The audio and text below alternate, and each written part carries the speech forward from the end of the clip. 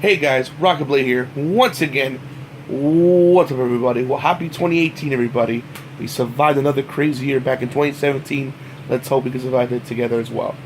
But long back in 2017, there was a lot of great movies that I've seen this year. So here's my top 10 movies of 2017. There'll be some mild spoilers to explain why they place on the list, but for the most part, it's a spoiler-free, just me just explaining my reasonings why they're on the list. Alright, here we go.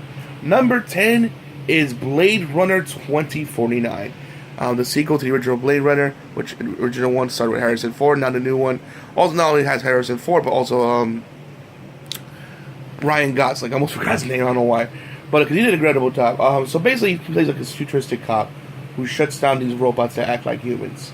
But along the way, he finds out that a human and a robot made love, but they also made a baby. I know it sounds impossible. Now he's on his journey to find said hybrid of this humanoid baby, and it asks his questions like, should we accept them as humans for who they are, or to shut them down? It asks these big kind of questions. So he's kind of wrestling. The Ryan Gosling character is kind of wrestling with that. So, right off the bat, with the positives, the movie is just downright gorgeous. Whoever's the cinematographer or the guy who did this location shots, this movie is downright beautiful. Just wow. The acting was fantastic. The story is very deep and provocative. It makes you stop and think. It's a really good movie. I really enjoyed it. Though I think why it didn't do as well in the box office, because I think people were expecting to be like an action movie on the lines of maybe Kingsman or Star Wars, in terms of cool sci-fi action, and that's probably why people were disappointed with the movie. Which, I mean, there's some action scenes here and there, and they're pretty good, but it's mostly just a philosophical journey kind of thing, with beautiful located shots and with a well-written story. But if you're looking for an action movie, like I mentioned before, Star Wars, Kingsman, or even The Matrix, this is not your movie. But if you're here for a movie that makes you think and challenges your mind while looking at beautiful locales and great acting, then I believe 2049 is the movie for you. Alright, number 9, It, the remake. So, the original It was first a TV series, and it was adapted from the Stephen King book It. Obviously, same name, duh. But from what I heard, people thought it was scary and really just a horrifying TV series to watch at the time. But then a lovely guy I watch on YouTube on Channel Awesome, a nostalgic critic, just broke those walls down and said, nah, it's a goofy mess that's not even all that scary. And from what based on what I saw the review and based on the little clips I saw of the movie here and there, he was right. So it wasn't really that scary. Tim Curry, he did a great job. Don't get me wrong, but he was more over the top than scary. I mean, he was very creepy at times, but nothing really that justifies it being something horrifying. This remake, however, of the movie, does so many things to make it scary and horrifying, and it succeeds in every way. I mean, the actor plays it is downright horrifying. The kid actors are great too. Even though I know a lot of people that give kid actors shit, these are some good kid actors. They did a fantastic job. Right up there with the kids in Stranger Things. They did an incredible job. What else? There's a lot of scary scenes, which I don't want to spoil here, but the scenes were just downright horrifying. But if you want to know, RockingTheBlade, what's the scariest scene in your opinion in the movie? The scariest scene for me is the projector scene. You see it on the trailers. I won't say what happens, but that's one of my favorite horror scenes. It's surprise. You'd be very surprised where they go with it, and you won't guess what happens in that scene. It's just wow, horrifying to say the least. But yeah, it did something that the TV series couldn't be, and actually be scary. And it was a good, well acted movie too. Really good. And it's graphic too, because it's rated R, so they were able to pull no, like not restricted. They can pull all the punches and there's certain things like in the balloon beam they actually use. And it's funny enough, the original they're trying to make in the TV they're trying to make the balloon scary. And it's like that's just stupid. But now in this new one, it's like when the balloon comes, I mean something bad's gonna happen. So they actually use it as an effect to like something's coming, but you don't know what it is, kind of shit. And it can morph and pretty much do anything. You don't know what's gonna come at you. So overall, it is a triumph, and you should definitely go watch it. It's a great horror movie that came out this year. You should definitely check it out. Alright, number 8, Get Out. This one is higher simply because of who directed it and just how much he knocked it out the park. And of course, when Get Out came out, it was to massive praise, and deservingly so. It was a good psychological horror film. It was really well written, really well done.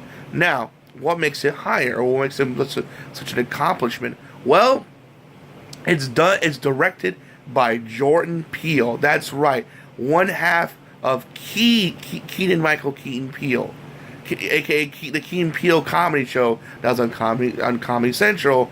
That's right, the same Jordan Peele. You can look it up. I'm not kidding. He did a horror movie. So at first, I was kind of skeptical because let's be honest, when someone tends to do something out of their genre, 9 times out of 10 it tends to fail. I mean, there are those rare exceptions where they can prove they can be just more than a comedian or a serious actor. A comedian can do a serious movie, or a serious actor can do a funny movie. And there are those rare exceptions, but for the most part, it's just, failures. But this is the rare case of not only he did a great job, he knocked that sucker right out of the park. He didn't get like a base hit and then, he did a good job. No, he hit a home freaking run with this movie. This movie was scary. This movie was smart. You had like some great social commentary to it as well. I mean, it was well acted, well produced, beautifully shot. I mean, it was so done. It felt like something like if Alfred Hitchcock was alive today, this is a movie he would make. Honestly, that's what I feel like. I feel like Jordan Peele got inspiration from like Alfred Hitchcock or something, because I feel like, again, that if he was alive, that's something he made today. It's very like smart and just like it's just like oh my god, and it's funny too. Obviously, because he's a comedian, can make things funny, but the way he made things scary, the way he did, was just wow. It was just smartly written. I mean, the only thing bad about it slows down a couple of scenes here and there, but for the most part, it's on the edge of your seat ride that you'll never forget. Trust me. And when you find out the big twist, you won't believe it. But it's a great movie. Go check it out. It's an accomplishment, and it goes to show you that don't typecast someone. You'd be surprised with the other talents that they have. So good on you, Jordan Peele. And I can't wait to see what Jordan Peele, the comedian from Keaton Peele, does next in terms of horror. I cannot wait. Alright guys, number 7 is Guardians of the Galaxy Volume 2. I enjoyed the movie a lot. Let's get the pauses out the way. Visually, it was great. Had great character developments from Star-Lord, Gamora, Drax, even Gamora's sister as well. I forget her name, sadly. But yeah, they're all great character developments, great location shots, great effects, great cameos, which I won't spoil. Obviously, one of them is Stan Lee. Obviously, but though people consider the greatest cameo ever because considering who he's talking to, I won't spoil it for you Marvel fans, but you'll recognize when you see it. But if you don't, don't worry. Just look it up or ask someone. They'll tell you. So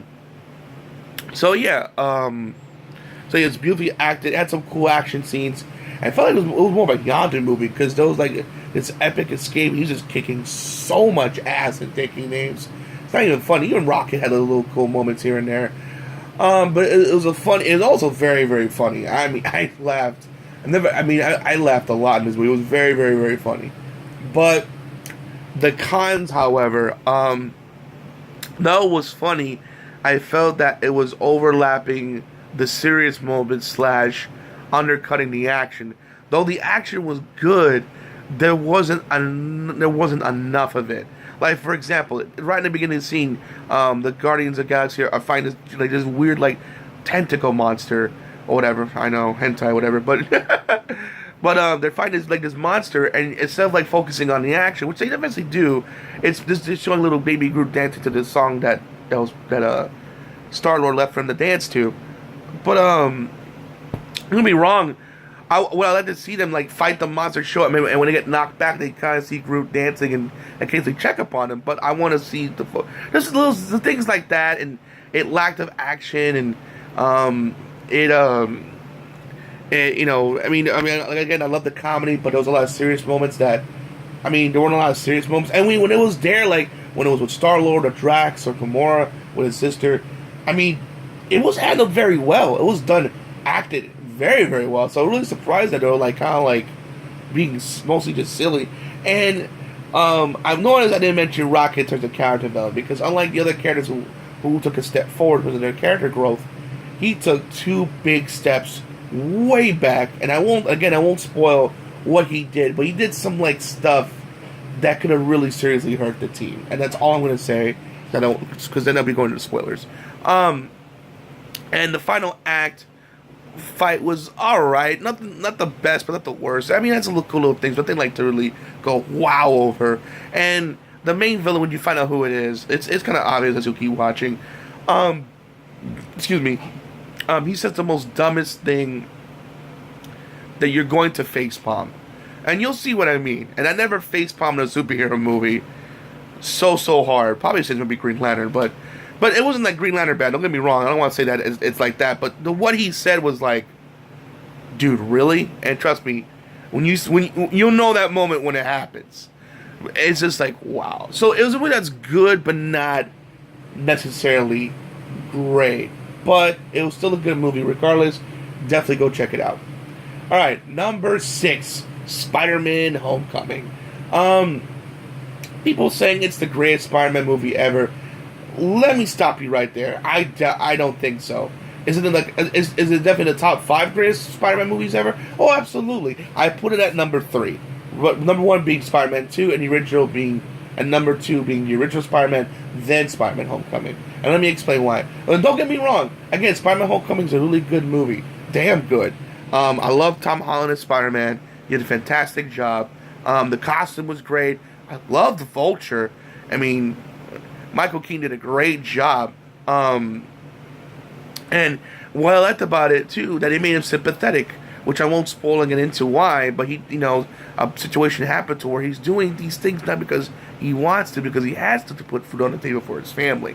So you understand why he's doing it. And again, it goes to show you how Marvel can make great sympathetic villains, and you don't agree with his actions, but you do feel sorry for him. And I like it. It was like really well written and well done. I love his costume too. Like, just to give you an example, when I watch it on premiere night, remember Spider-Man in this one scene was like chasing this car that had like these like weird like sci-fi weapons, and just as he's about to jump on it, the Vulture snatched him up in the air, and Spider-Man looked up and saw him for the first time. It was like kids screaming in the theater, like, "Ah, Mom!" like that. Like, it was like them kids were like horrified. Your kids like screaming in terror. So it goes to show they did a good job with Vulture's look. It scared the crap out of kids in the theater. But yeah, but again, and I like his little sidekick buddy, that like his tech guy. He did a good job as well. The love interest she did a good job, but she was just there, honestly. But for the most part, it was a good movie. But now let's get to the cons. The bad thing about it, one, again, like with Guardians, there wasn't enough action. I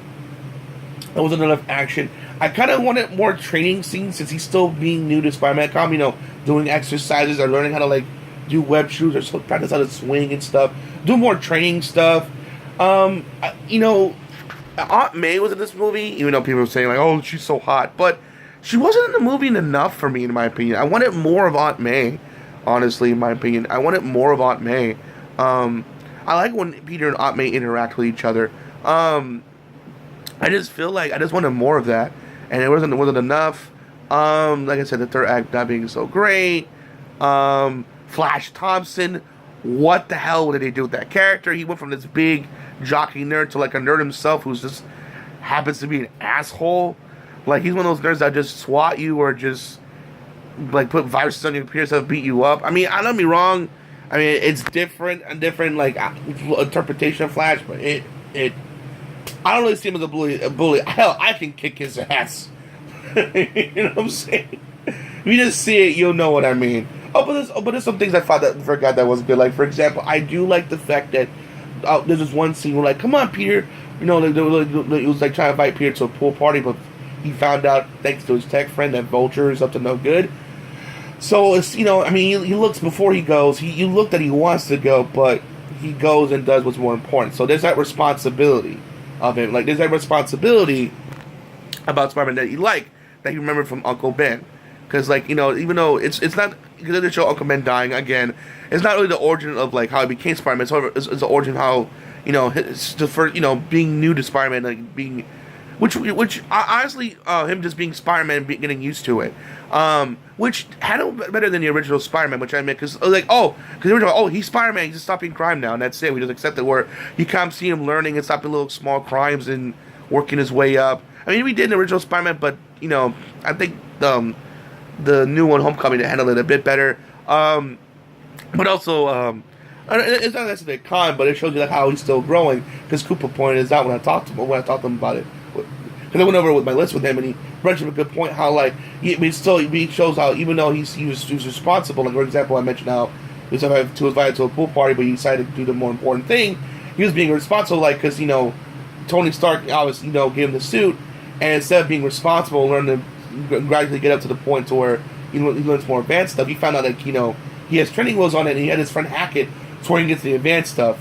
You know, because even though he's responsible, he wants to be like on the big leagues with superheroes and stuff like Iron Man, Cap, Thor, and Hulk, but he's not necessarily there yet. But overall, it's a well-acted, well-done Spider-Man movie. It's not the best out there. I disagree with people with that. If you say it is, go right ahead, but I disagree with you. But it's definitely my top three. Like I mentioned before, Spider-Man 2, number 1. Second best, the original Spider-Man, and then Homecoming. I can't wait to see the sequel to Homecoming and what they do next with the character Tom Holland. He did a great job with it. I can't wait to see what they do next. Number 5. Alright, now we're going to integrate the top 5. Thor Ragnarok. Where these last two movies lacked action, had plenty of action. Chris Hemsworth did an incredible job. He is Thor, seriously. Loki was fantastic. Tom Hiddleston with Loki was awesome as well. Mark Ruffalo's Hulk was phenomenal. Darja was the main villain of this movie. Was kind of stereotypical, but I think she knew that, and she was over the top and badass villain, and probably might be the best villain of the year. Darja looked cool, intimidating, and she will wreck your shit. And she was just downright phenomenal as a villain. It had great acting. Again, like Guardians, very funny, and I like, you know, and it was very beautifully shot. One of my favorite highlights of the movies between Hulk and Thor. That was just an epic fight, to say the least. But overall, it's a great movie with a great story. I really, really enjoyed it. But there are some cons. Like, for example, again, even though there's a lot of action, there weren't a lot of serious moments. I mean, there were some here and there, don't get me wrong. But I felt like it overtook it for the sake of comedy. I don't mind laughing, I don't mind comedy, but if it's like overlapping or ruin it for like a serious moment, then it's kind of hurting the movie. Look, here's a mod spoiler here. Here's the first mod spoiler. Darja kind of kills of Thor's like warrior friends when she first invaded Thor's homeworld, and to bring about Ragnarok. And when he finally got, you know, when he eventually does get back there, he never addresses what happened to his friends. And that was this good, serious moment that was like misused. Again, not enough action. I felt like also, and another big thing, it felt like it was suffering from an identity crisis. It was like being, it felt like more of a Guardians of the Galaxy movie than an actual Thor movie. You could say what you feel about the first two Thor movies, especially Thor: The Dark World, which I thought was okay. Even though it was kind of a weak Marvel movie, you can still look at it and feel like, okay, this is something out of Thor. This feels like a Thor movie. This feels like a Guardians movie, mostly. I mean, look at those parts in there where it felt like Thor, but when he's in that, you know, that space area where Hulk was at, it felt like a Guardians movie, the way it was shot and done. And at one point, I won't be surprised if a young kid watching that movie like, okay, when the Guardians of the Galaxy gonna show up? You know what I'm saying? Because it kind of feels like it's going to jump at any moment, even though it's not the case. It's a Thor movie. But despite those problems, it's still a good movie. It has its flaws, like I mentioned before, but it's still a good watch. I would go recommend it. It's funny how like it was like more of a Guardians of the Galaxy movie than the actual Guardians of the Galaxy movie, and I like it more in Spider-Man: Homecoming, which is crazy. Ask me that 15 years ago. Ask me that 15 years ago. I told you it was crazy, but here we are. Number 4, Star Wars: The Last Jedi. I'm gonna zoom by this one real quick because I did my review. Plus, I even explained all my problems I had in the movie on Star Wars: The Last Straw video. Go check it out. Here's the abridged version. I liked it. It's not as bad as people are making it be. So stop. Don't do the petition crap. It's stupid. Still a good movie, but it's a good movie that has a lot of flaws. And I mentioned before, people need to stop disrespecting the people that see the flaws in it and have a healthy debate. Still a good Star Wars movie. It had an original story. Wasn't borrowed from anything. It was a cool original story.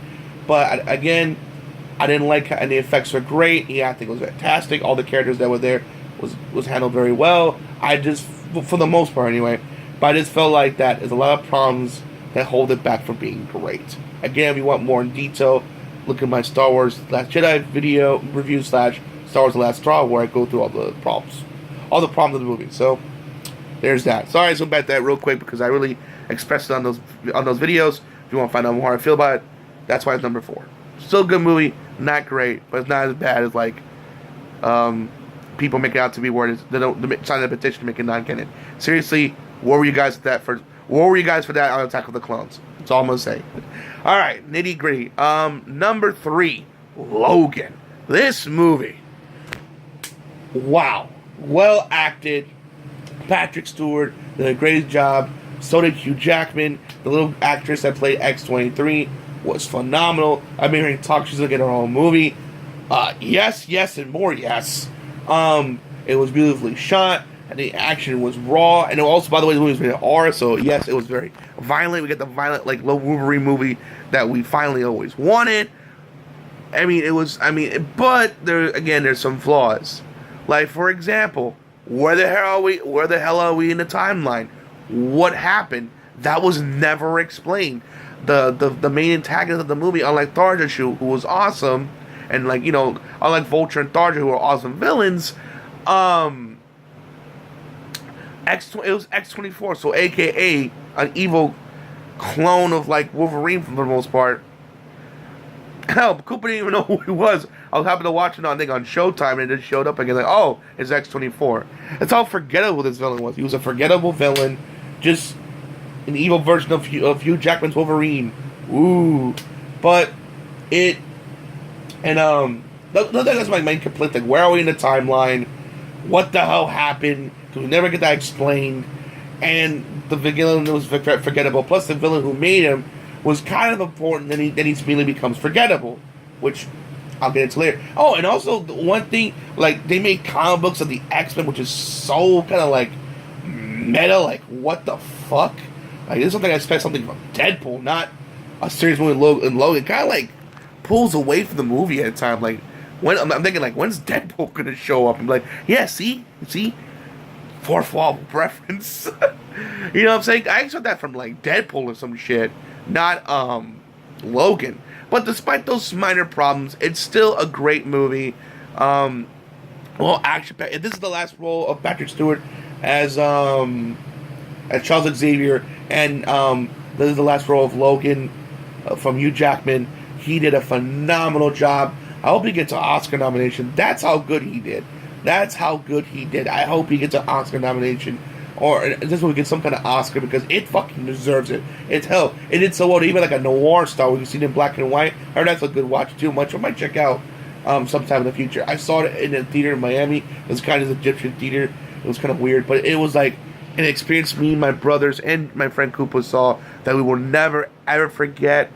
It will make you laugh. It had some funny moments. It will make you cry. The action was raw and intense. The acting was phenomenal. Even, dare I say, Oscar-worthy. And overall, just, if you haven't seen Logan yet, what the hell are you waiting for? Go see Logan. All right. Number 2, Wonder Woman. Speaking of groundbreaking stuff, let's talk about Wonder Woman. Wonder Woman was just downright phenomenal. It goes to show you that there needs to be more female superhero movies. So, and Ms. Marvel has a lot of pressure on it to succeed because Wonder Woman didn't knock it out the park. It hit a home fucking run with it. Gal Gadot is Wonder Woman. It was shot beautifully. The action was phenomenal. The No Man's Land scene was the big highlight of the film. Beautifully shot. The costume was great. The acting was great between her and Steve Trevor, aka actor Chris Pine. They assembled a group of, little group of soldiers to take on the enemy. It was beautiful. I mean, you care for each character. There was cool training sequences to how she built up to Wonder Woman. Beautifully shot, beautiful set pieces. I mean, my God. I mean, it's a nearly perfect movie. I mean, again, hell, I'll even say it's even deserving an Oscar. I like Gal Gadot's Wonder Woman.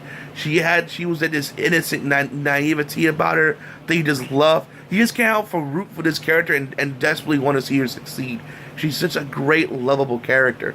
I mean, it's just so well written, so well acted. It blows me away how well done this movie was. Patty Jenkins did an incredible job. I think she's the first female director that made over $100 million. So she's on the record books as well.